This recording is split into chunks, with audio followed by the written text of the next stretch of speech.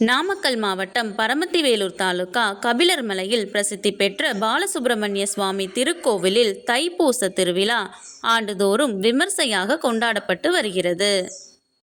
நிகழும் ஸ்ரீ குரோதி வருடம் தை மாதம் 21ஆம் நாள் 3/2/2025 திங்கட்கிழமை சிவாச்சாரியார்கள் மூலம் வேத மந்திரங்கள் முழங்க, மங்கள நாதஸ்வர வாத்தியங்கள் ஒலிக்க, மக்கள் அனைவரும் அரோகரா அரோகரா என கோஷம் எழுப்ப, அதிகாலை 5 மணிக்கு மேல் 6 மணிக்குள் ரேவதி நட்சத்திரம் கூடிய சுபயோக சுப வேளையில் மகர லக்னத்தில் கொடியேற்றம் வெகு விமர்சையாக நடைபெறும். பின்னர் கொடிமரத்திற்கும் மூலவர் முருகப்பெருமானுக்கும் உற்சவ மூர்த்திக்கும் மகா தீபாராதனை காண்பிக்கப்படும்.